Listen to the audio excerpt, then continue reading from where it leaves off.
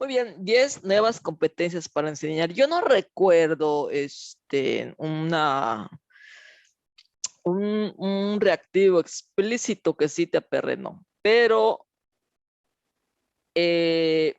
Perrenó es muy sencillo porque finalmente mucho de lo que él dice se aplica o está repetido o está traducido o está planteado en aprendizajes clave. La cuestión de Perrenó es que es un libro que traducen de no sé qué idioma, debe ser, es Philippe Perrenó, es francés, lo traducen al español, entonces hay hay algunos términos de la educación española que se manejan diferente aquí en México, pero ahora van a ver que es muy sencillo esta traducción y el paralelismo que hay. Y está establecido o se pide o nos lo piden como una parte de nuestra formación o para formarnos. Estas 10 nuevas competencias para enseñar es semejante a lo que nos pide el plan de estudios de aprendizaje clave en cuanto a cómo debemos dar nuestra clase o qué debemos de saber hacer para que el plan funcione. Entonces, de esta forma, cuando hablan de organizar y animar situaciones de aprendizaje, están hablando de o sea, situación de aprendizaje es tu planeación, ¿no? O sea, cómo vas a enseñar un determinado contenido. Entonces, cómo vas a organizar tus contenidos para que tú puedas organizar tus contenidos de cualquier asignatura. Tienes que dominar esa asignatura, o sea, conocer realmente esa asignatura, ¿no? Si vas a dar ciencias, tienes que conocer realmente sobre ciencias. Entonces, una, un aspecto formativo es que si yo no domino mi disciplina, pues lo mejor que puedo hacer para enseñar y poder hacer objetivos pertinentes para los niños es aprenderme esa materia o esa asignatura. Y cuando habla de trabajar a partir de las representaciones de los alumnos, finalmente habla de los aprendizajes previos. O sea, tú cuestionas a tus alumnos sobre lo que saben, ellos ya tienen una idea de lo que se espera de ellos, de quién eres tú, de a qué se va a la escuela, tienen expectativas. Si tú las conoces, puedes hacer una mejor planeación o una mejor situación de aprendizaje o un mejor planteamiento de tu clase, ¿no? Cuando ofrece trabajar a partir de los errores y los obstáculos en el aprendizaje, los obstáculos no es otra cosa que una situación problemática. O sea, él no sugiere que tú hagas dictados y hagas trabajos de pizarra, sino que trabajes en proyectos que les permitan al alumno cometer errores, equivocarse, construir sobre ese error, pero no puede construir sobre un error si no tiene la posibilidad de fallo.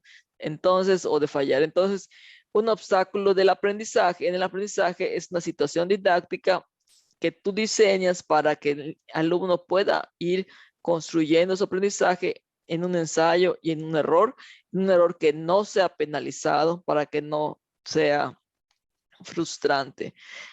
Construir y planificar dispositivos y secuencias didácticas. Esto es lo mismo que conocemos, es qué contenido voy a trabajar, qué situación voy a utilizar, cómo voy a organizar a los niños y esa es la primera competencia que necesitas, ¿no?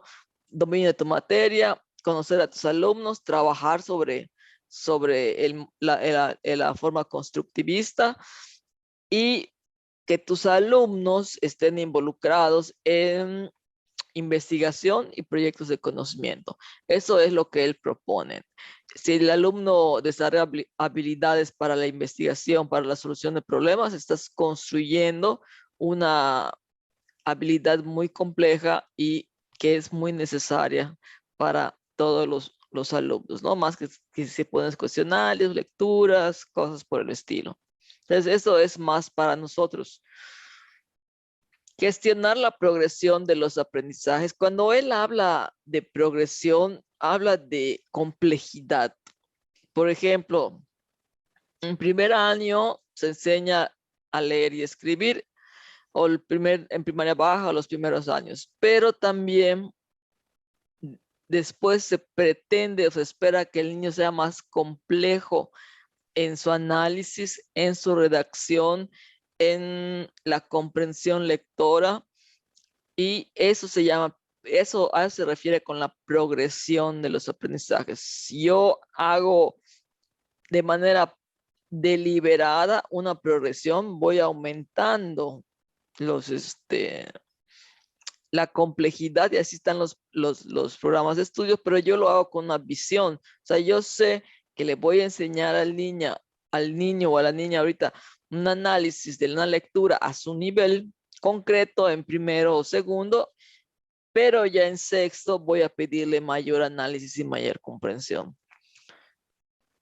Tengo que conocer, o él propone o él sugiere que conozcamos las teorías de aprendizaje. Por ejemplo, yo he hablado de Vygotsky aquí, que está muy presente en el plan de estudios por la parte social del aprendizaje. También está la parte constructivista, cuando te proponen hacer proyectos y que el alumno vaya descubriendo sus habilidades o construyendo sus conocimientos. Y también está la teoría contextual, porque nos piden aprendizajes situados. Entonces, conocer todas las teorías que sustentan en los planes y programas, pues nos va a ayudar a entender mejor, o a planear mejor, o a hacer mejor nuestro trabajo. Sugiere el enfoque formativo de la evaluación, definitivamente. O sea, hay una parte en la cual la calificación tiene que quitarse la connotación de castigo o de ser punitiva, sino que es una retroalimentación de lo que sabes. Por ejemplo, ahora que hubo esto del concurso de incentivos, se dio un peso importante a la antigüedad, que es muy característico de la Secretaría, que la antigüedad privilegie sobre muchas otras cosas, ¿no? Entonces, la retro que recibe la mayor parte de los docentes que participaron es esa. O sea, a mí me castigó la antigüedad, porque tengo menos años de servicio comparado con los que tienen más años de servicio, y realmente sacamos calificaciones semejantes en los demás reactivos. Entonces, esa es una retro. Bueno, fue punitiva en este aspecto, ¿no? Porque pues no obtuvieron su incentivo a pesar de saber lo mismo. Y obviamente tú vas a ir midiendo las competencias de manera regular o de manera periódica, para que tomes decisiones sobre la complejidad o la progresión del aprendizaje. O sea, ya están listos para avanzar al siguiente nivel, o tengo que quedarme un poquito de tiempo más en esta tarea. Así que esto es una cuestión de ir viendo los paralelismos que hay entre lo que dice Perrenot y lo que hacemos nosotros, o lo que dice Aprendizajes Clave y la nueva escuela mexicana, que no es diferente, ¿no? Elaborar y hacer evolucionar dispositivos de diferenciación. Esto se refiere a la cuestión de inclusión y de los diferentes ritmos de aprendizaje. Si tú estás consciente de que tu grupo es heterogéneo, no vas a pretender que todos aprendan lo mismo, al mismo ritmo. Él da un ejemplo en su libro de cuando empezaba la industrialización, y ya se podía enseñar, tener acceso a educación. Los grupos eran de 100 niños, o sea, un docente tenía a 100 niños para enseñarles a leer y escribir o las artes o las ciencias.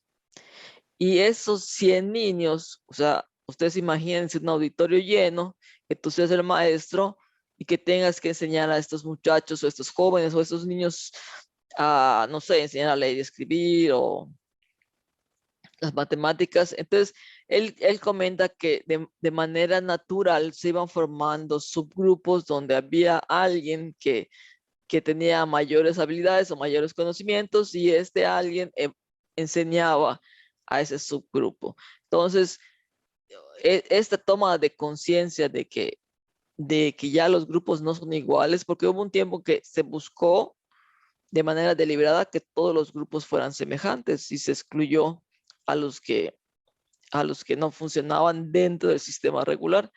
Pero ahora tienes que gestionar esto de que tu grupo tiene diferentes tipos de niños, de estilos de aprendizaje, de niveles de comprensión, de diferentes habilidades. Y habla de extender la gestión de clase a un ambiente más amplio. Ocurrió ahora en pandemia que las clases se fueron a la casa y eh, la casa entró a tu casa. O sea, a mí me queda claro que todo lo de Zoom fue un mostrarte, bueno, al menos como docente, un mostrar tu vida y hacer un zoom a lo que pasaba en tu casa. Lo mismo ocurría con los niños, ¿no? Entonces, extender la gestión de clase en un espacio más amplio se refiere a esto, a salir de tu aula, a probar la tecnología, a probar a ir a las bibliotecas, ir a otros espacios para, para que no se cierre solamente a, a tu salón de clases. Y practicar el apoyo integrado para los alumnos con grandes dificultades. Si tú tienes, es cuando empieza a formarse aquí la idea del tutor. Yo pienso que es un poco cansado tener a un tutor para un niño. Yo creo que se debe compartir un poco estos apoyos, porque en educación especial es muy usual recomendar que un niño que está más alto ayude a un niño con discapacidad. Pero es muy cansado para el niño estar siempre y el otro se vuelve dependiente. Entonces tienes que practicar que el grupo tenga apoyos integrados. O sea, si tú tienes alumnos con grandes dificultades dentro de tu aula, lo ideal es trabajar con proyectos para que cada quien vaya, como ya habíamos mencionado, cada quien vaya trabajando con su nivel, pero tienes que incluirlos y desarrollar la cooperación entre alumnos y ciertas formas simples de enseñanza mutua. Es complejo en un ambiente competitivo, como es sacar, cuando la escuela promueve los cuadros de honor, eh, las calificaciones altas.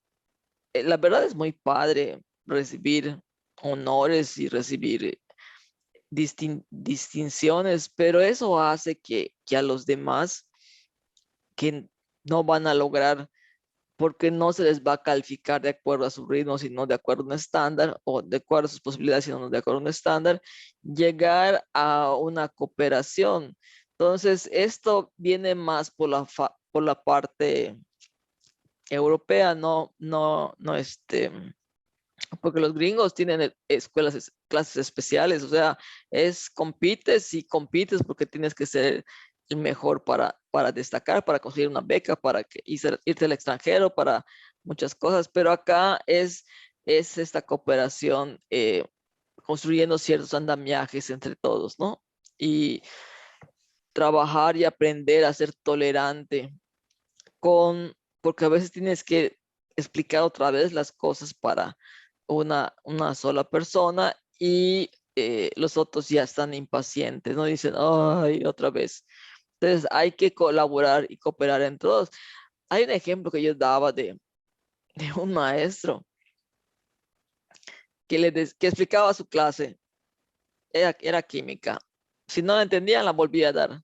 Pero si habían 2 o 3 que nomás no la agarraban, le podría quedarse con ellos. Si no avanzaban, les decían al que ya lo aprendió. Te doy más puntos si tú ves que aprenda este tema, chao. Y le funcionaba, o sea, le funcionaban esas recompensas de dar calificaciones más altas a aquellos que colaboraban con sus compañeros. Pero puede ocurrir que no les tengas que pagar. O sea, yo recuerdo que había una materia que yo me negaba a entender y un amigo me la enseñó, me explicó, vas a hacer esto, esto y esto, y le dije, ¿tú cómo sabes? A mí me lo explicó él y se hizo una cadena, entonces yo ya pude resolver mi situación en la escuela. Entonces, fue una explicación tan sencilla que me resolvió la vida que él propone hacer esta camaradería entre los compañeros, ¿no? Implicar a los alumnos en sus aprendizajes y en su trabajo. Si yo no les digo a los alumnos para qué les va a servir estudiar o qué objetivo tiene estudiar, va a ser muy difícil que ellos quieran seguir estudiando o aprendiendo. O sea, tengo que explicarles que el conocimiento en sí mismo va a mejorar su calidad de vida. O sea, poder discernir entre quebrantar la ley y defender un derecho, formar una posición de ayuda mutua. O sea, todo esto lo hace el conocimiento. O sea, si tú no sabes lo que está pasando en otras partes, si yo no aprendo a conocer diferentes formas de enseñar, si yo me niego a, a ver mis limitaciones y mis alcances, pues va a ser muy difícil que el alumno quiera seguir aprendiendo, ¿no? Aunque le supliques. O sea, es importante que ellos sepan para qué les va a servir el conocimiento. También dice que las reglas y los acuerdos se deben de negociar con los alumnos. Es más difícil que un alumno se niegue a hacer algo si él lo propuso, ¿no? Entonces haces tu reglamento, haces tu disciplina y eso también estaba más explícito en 2011, pero siguen estando en 2017 esta aprendizaje cooperativo, ¿no? Tú formas con tus alumnos una alianza para definir las normas y las reglas, porque si ellos la proponen, lo cumplen, o sea, es un acuerdo al que tú y yo llegamos, no es yo te digo lo que tienes que hacer, sino cómo le hacemos para lograr esto, ¿no? Y eso permite llegar a reglas más, que se cumplan las reglas y los acuerdos. Si tú tienes un buen ambiente de trabajo, un buen ambiente en tu aula, tú puedes dedicarte a enseñar. Si tienes que invertir el control de grupo más que al trabajo de pedagógico, pues tienes que resolver la cuestión conductual para seguir adelante. Y es algo que yo al final siempre pregunto, ¿no? ¿Cuál es el último? ¿Qué tema quieren ver? O sea, siempre dejo un tema libre al final. ¿Cuál es el tema que les gustaría ver? Porque él le llama como un menú, o sea, te doy un menú dentro de estas 5, o a la carta, dentro de estos 5 temas, ¿cuál es el que más te gustaría ver? Y el grupo elige un tema y les da poder y control sobre su conocimiento. Y eso pues mejora.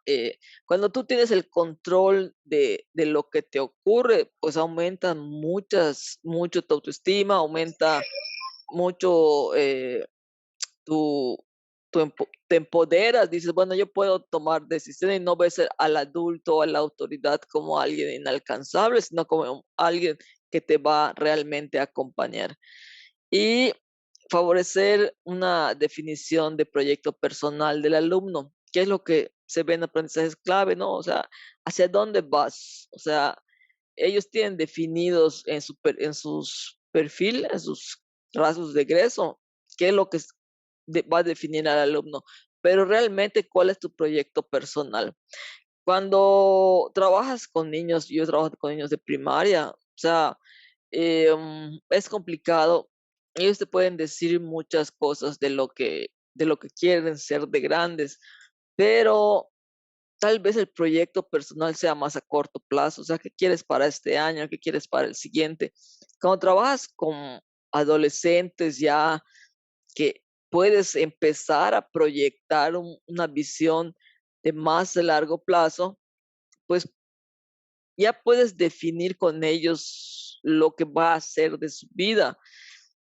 Muchos dicen, no voy a seguir estudiando, me voy a ir a trabajar, o, por ejemplo, no sé, eh, abandonan la escuela, pero si tú desde el principio fomentas toda esta parte del autoconocimiento, del gozo del conocimiento, vas a poder definir con el alumno que estudie su secundaria, que estudie su preparatoria, que llegue a la universidad y,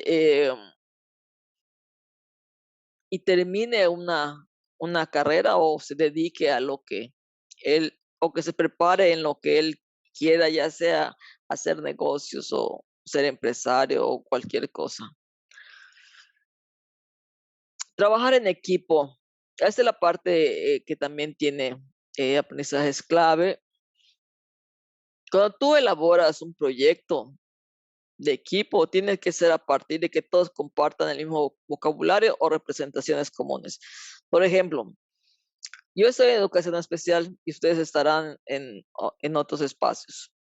Si ustedes se cambian de un centro de trabajo a otro, ustedes se cambian creyendo que saben, porque estamos hablando un idioma universal que son los aprendizajes clave, la inclusión, las leyes de los derechos de los niños y las niñas, pero al llegar a un nuevo centro, van a descubrir que prevalecen ciertos usos y costumbres que no son los que tú tenías o que se vivían en el otro centro de trabajo.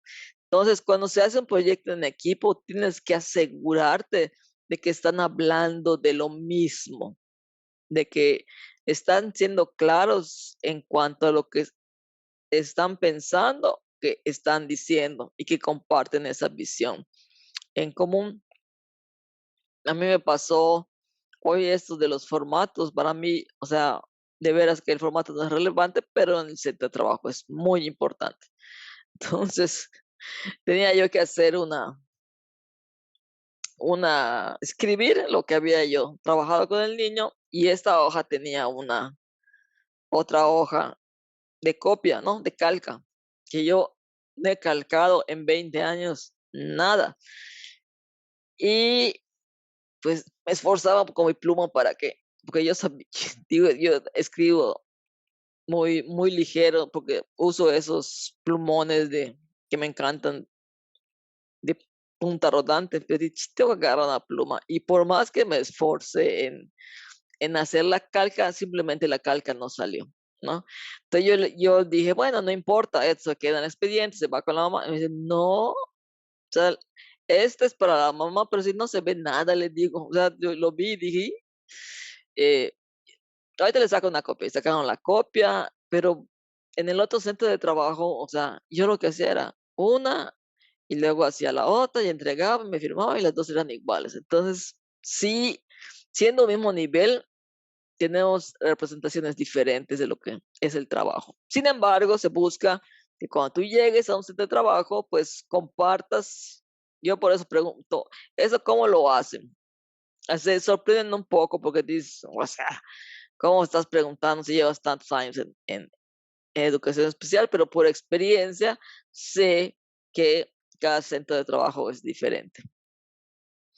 Impulsar un grupo de trabajo, dirigir reuniones, pasa mucho, lo veíamos en el tema anterior, que de repente como que tres son los que dirigen la escuela, el director y tres allegados o no sé, tres personas de su confianza, ya sea porque tienen habilidades que apoyan al director Y pasa lo mismo con los niños. Los niños como que se agrupan los que tienen TDA con los que tienen TDA, los que aplicados con los aplicados. Entonces tienes que, dentro de ese equipo, tratar de que el trabajo sea realmente en equipo y dirigir ahí así ser un líder para dirigir ese trabajo en equipo, ¿no? Eh, También lo van a leer ustedes, no sé si están en la literatura que tienen, que cuando llegan a un centro de trabajo, el que es nuevo, a él le ponen la chamba que nadie quiere hacer, ¿no? O el trabajo que nadie quiere hacer.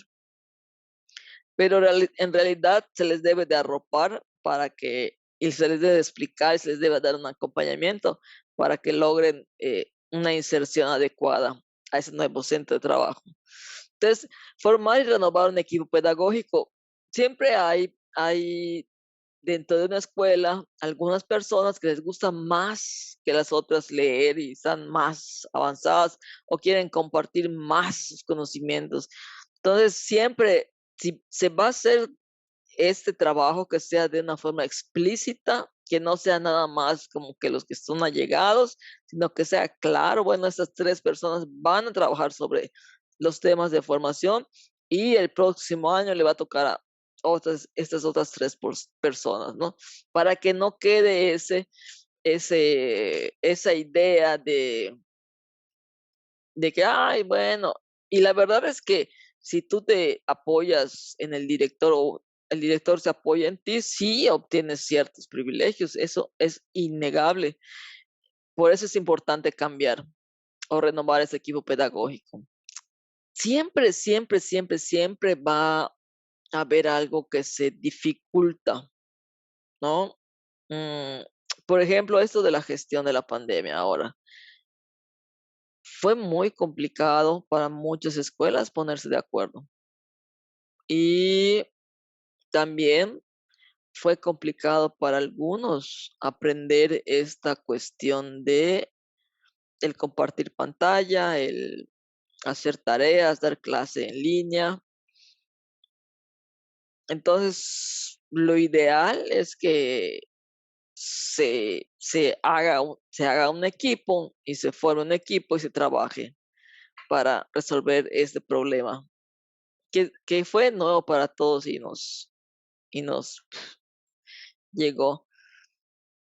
Y eso, como les decía el otro día, siempre dicen, ay, no quiero amigos, quiero compañeros, pero que cuando menos se lleven bien. Realmente vas a trabajar años con las mismas personas, siempre lo digo, ¿no? O sea, vas a ver bodas, vas a ver bautizos, vas a ver divorcios, vas a ver, o sea, vas a trabajar tanto tiempo en una institución que vas a ver procesos de vida.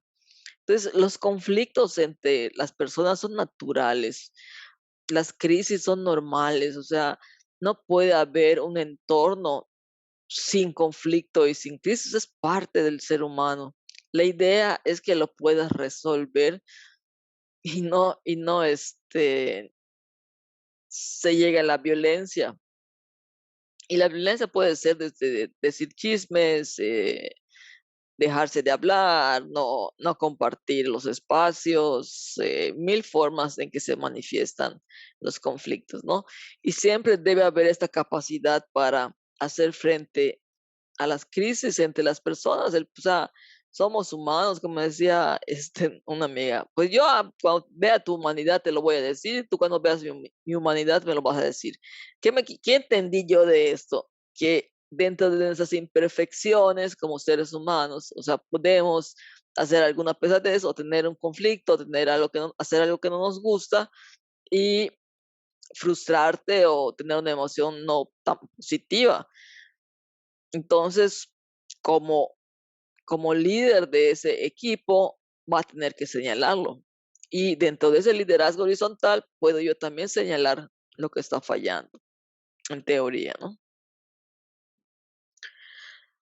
Participar en la gestión de la escuela se refiere a hacer este programa de escolar de mejora continua, ¿no? Lo hacemos, lo negociamos y lo llevamos a cabo. Administrar los recursos de la escuela.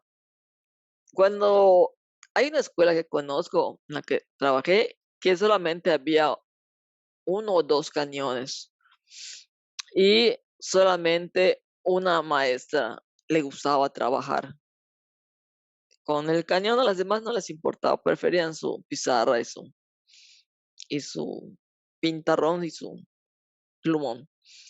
Pero de repente hay escuelas en que todos quieren el único proyector que hay y había que hacer como que horarios. Y algunos se molestaban porque decían ni saben usar el cañón, ¿para qué lo quieren? Eso habla de que tienes que resolver un conflicto entre tu personal más que resolver, administrar el recurso de la escuela, ¿no? Pero bueno, eh, si te vas a, cuando habla de coordinar la escuela con todos los componentes, habla de involucrarte con la comunidad, ¿no? Y que la comunidad participe. A mí la verdad me sorprende ahorita donde estoy que no se sepan, por ejemplo, cuáles son los apoyos médicos que hay cerca, educativos de las escuelas en esas localidades, ¿no? Yo lo primero que hago cuando llego a una escuela es empiezo a dar vueltas alrededor de la escuela para ver qué servicios hay, ¿no? O ahora es más fácil, ya lo veo en el teléfono. Pero sí es importante conocer qué hay dentro de la comunidad para que todos puedan participar y formar asociaciones entre ellos. Si participan, si te organizas bien y haces un buen proyecto, la escuela evoluciona, puede mejorar. Eh, los alumnos participan. No sé si ustedes se han fijado, pero de repente hay escuelas que se llenan, que hacen cola, que suplican para entrar. Y pueden venir de distancias, pero esa escuela, hay una escuela a 2 cuadras, pero esa escuela quiere. Eso habla de una buena gestión escolar, o sea, si es una escuela muy solicitada, quiere decir que algo tiene esa escuela que puedes transportarte media hora o kilómetros para llegar a esa escuela. Y de repente ves escuelas que tuvieron un boom y van decayendo, se van cerrando grupos, se van cerrando, ya no son de docentes completos, sino que ya son menos. Entonces, siempre puedes atribuirlo a causas externas, pero la escuela que está a 2 cuadras tiene muchísimos alumnos. Entonces, ¿qué pasa, no? Allá sí es cuestión de participar en la gestión de la escuela. Ahora con la pandemia, vuelvo a insistir, pues los padres se tuvieron que ponerse a trabajar con los docentes, ¿no? Y la información fue de doble vía. Creo que lo desafortunado fue que no había como que un horario, ¿no? Pero esto fue porque, o sea, de repente a las 9, 10 de la noche te llegaban mensajes. Pero esto fue porque de repente le tenemos que un poquito de miedo a, a poner límites y ser líderes de un debate. O sea, los padres pueden debatir, de repente los grupos de WhatsApp empiezan a pelear, pero es el directo, el docente el que tiene que dirigir esas reuniones, ¿no? Esos debates, no tenerle miedo a debatir con los padres. O sea, si tienes la capacidad de liderazgo, la humildad para reconocer errores y dar, darle voz a los padres, van a valorar mejor,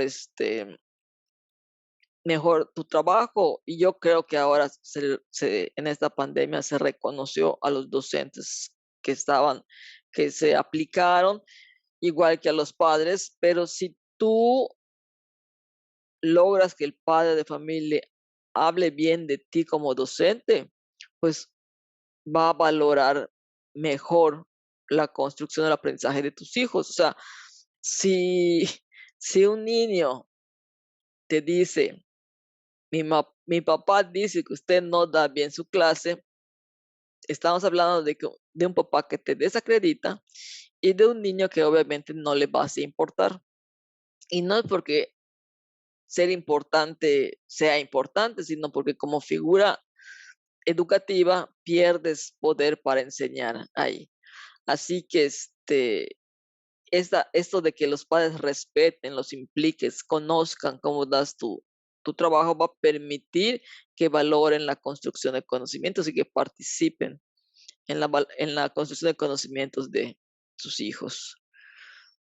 Utilizar las nuevas tecnologías, aquí nos llegó porque nos llegó. Eso de los programas de edición de documentos se refieren a Word, PowerPoint, todo lo que tuvimos que hacer ahora. Los potenciales didácticos, tuvimos que bajar programas, buscar páginas para enseñar electrónicas. Recibimos capacitación de Google Meet. Comunicar a distancia a través de la telemática. Telemática se refiere a esto de las tecnologías de la comunicación de la información. Vemos que allá en el libro le llaman telemática. Y aquí fue obligatoria, no hubo opción, al menos si queríamos continuar con la enseñanza, ¿no? Y pues instrumentos multimedia, ¿qué más multimedia que una computadora? Entonces, lo que pudo haber sido un trayecto largo, de repente se volvió una necesidad y lo aprendes porque lo aprendes por ensayo y error, le buscas, le picas, le haces hasta que lo logras. Y fue una necesidad, digo, fue una bondad que trajo la pandemia. Los dilemas éticos, como les decía, cuando vimos la ley está, puede ser letra muerta si no la aplicamos, ¿no? Si no denunciamos, fomentar la cultura de la denuncia, respetar las propias reglas. Si tú tienes un buen liderazgo, que la autoridad es horizontal, va a haber una buena enseñanza. Yo los mejores maestros que he visto son los que tienen la capacidad de hacer sentir a sus alumnos queridos, valorados y tener la capacidad de ponerles límite, haciéndolos reflexionar. Los mejores maestros que veo son los que tienen esa habilidad. ¿Qué pasa cuando tú abandonas tu liderazgo y tu autoridad y vas y se la delegas al director o a otra persona? Los niños se dan cuenta de que tú eh, um, no vas a ser un líder confiable. Entonces, lo mismo va a ocurrir con tu clase. Recuerdo una niña que me decía, no me puedes hacer nada, mi papá ya dijo que no me puedes hacer nada. Había agarrado dinero, creo que eso los conté. Y yo no le contesté, yo le dije, dame el dinero. Pero es que tú no me puedes hacer nada. Obvio, mi papá ya me lo dijo, dame el dinero. No te lo voy a dar a ti, te lo voy a dar a la maestra. Dame el dinero. Y se lo tira la maestra, ¿no?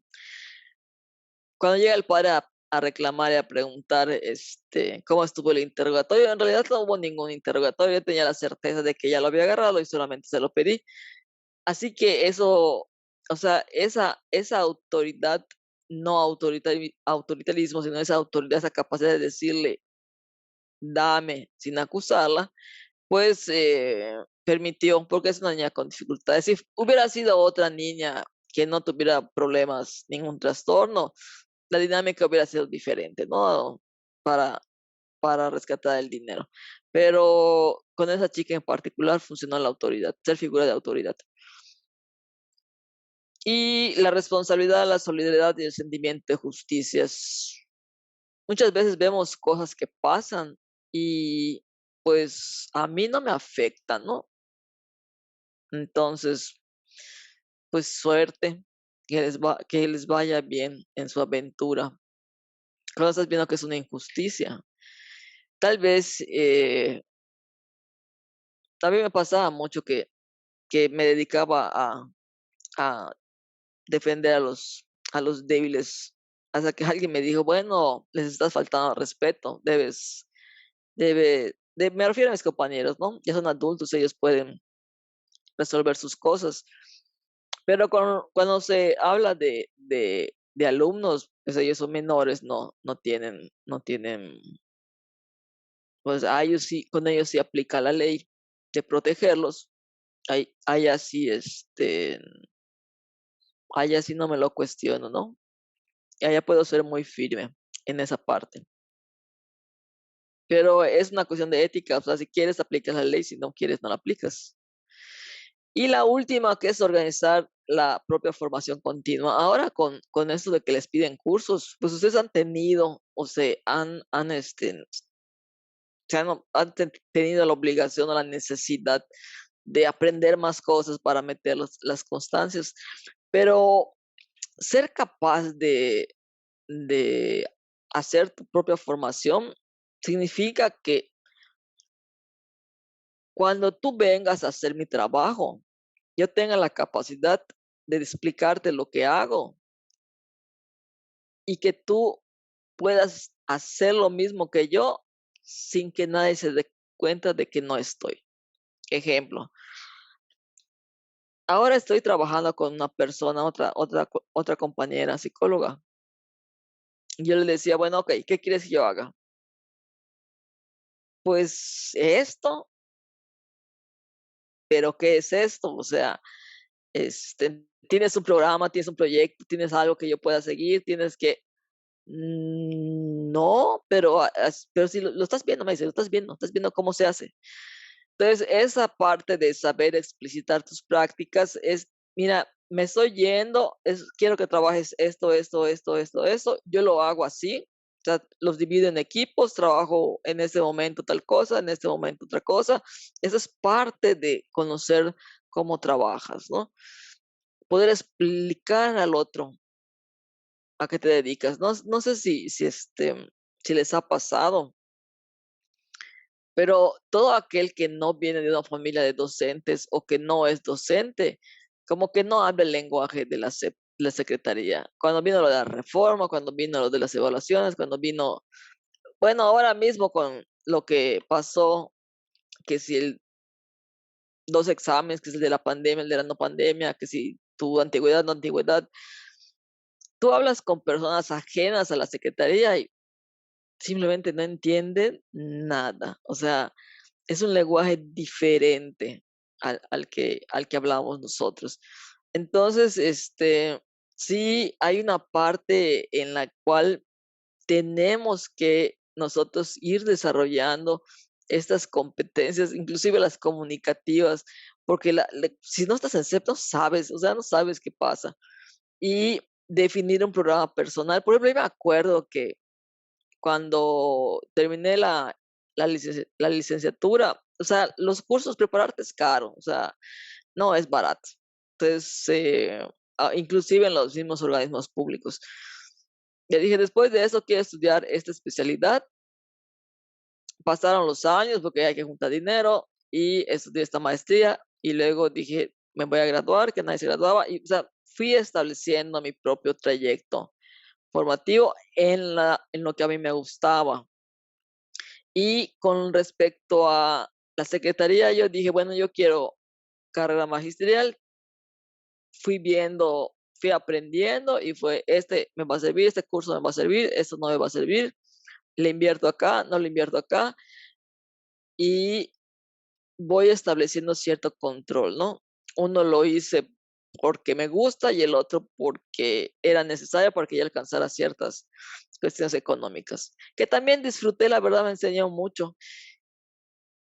Y puedo también negociar, y eso lo dice el consejo técnico, o sea, cuáles son, con mis compañeros puedo negociar qué se necesita para que aprendamos. Por ejemplo, si yo tengo una escuela que tiene 5 niños con un trastorno del espectro autista, pues me parece pertinente que los docentes sepan las características de un trastorno del espectro autista. Entonces yo voy y ofrezco un curso o un taller como parte de la escuela para explicarle a los maestros cómo trabajar con esos alumnos. Entonces, pero no es algo que yo voy a dar, no, es, quieren, les parece, me pongo de oferta, más o menos visualizo qué se necesita. A veces ellos tienen sus necesidades y son las que me plantean, Gaby, queremos trabajar ese tema y voy negociando con ellos. Si yo ese tema veo que es algo que es así como que un capricho de alguien, no, no le meto, no le entro, porque no es así como funciona, a mi juicio, la formación, ¿no? Y eso de implicarse en las tareas a nivel general de la enseñanza, los del sistema educativo, son esos cursos que están ustedes tomando, que les están pidiendo, de esas plataformas que eventualmente nosotros también nos piden o nos ofrecen, y aceptar y participar en la formación de los compañeros. Esto es algo muy, que a mí me llama mucho la atención desde que entré a la secretaría, que hay un intercambio, a veces exagerado, digo yo, porque eso de que ya te den las tareas resueltas, a mí me parece un exceso, honestamente. Pero bueno, es muy usual compartir, tengo esta planeación, ¿quieres esa planeación? Ya bajé esto, ahí está la tarea del consejo técnico, y tienen ese tipo de intercambio. Pero yo creo que la formación real es trabajar sobre eso para mejorar tu aprendizaje. Yo digo, todo lo que aprendes en algún momento o algún día te va a servir. Entonces, pues, ¿por qué no digo, ¿para qué hacer chafa? Entiendo que, como les decía en los consejos respecto a los consejos técnicos, sí se ha mecanizado, porque no tienes alumnos, o porque tienes 3 alumnos, o porque el centro de la república se ha distanciado de la realidad estatal, no lo sé, pero sí, sí es algo muy usual de toma esto, ya lo bajé, ya lo hice, y no se construye el conocimiento entre los compañeros. Pero bueno, ya son decisiones personales que se toman por esto. Por eso este libro es actitudinal, o sea, se refiere a una formación actitudinal, o sea, ¿qué quieres hacer de tu vida profesional? ¿Qué quieres hacer tú de tu carrera profesional? Y toda esta parte de respetar a los compañeros, participar en los proyectos, hacer tu planeación, formarte, es una cuestión actitudinal, o sea, es algo que nos piden para ser competentes a nivel docente. Yo recuerdo que admiraba mucho a las maestras, porque digo, ¿cómo pueden controlar a 30 niños? Y mis primeros ingresos a los grupos, yo pedía que la maestra se quedara porque yo no era figura de autoridad.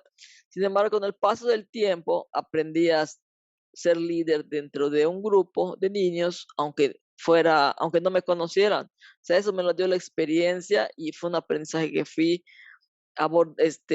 desarrollando para poder entrar, porque las maestras entraban y, o sea, cuando tú entras a un salón, la maestra se sale, pues dice: "Ay, voy a descansar un ratito", me imagino. Pero, o sea, ya realmente no es algo que me afecte, porque ya puedo yo tener el control del grupo. Me llevó un tiempo desarrollar esa competencia, tuve que estudiar, algunas cosas para poder lograrlo, pero fue algo que yo me di cuenta que no tenía esa habilidad. Y pues yo decidí que la iba a desarrollar. Entonces, todo es una cuestión de a dónde quieren llegar y a dónde quieren ir. ¿Dudas hasta aquí? Dale, un abrazo y un beso. Les quiero. Sí. Bye.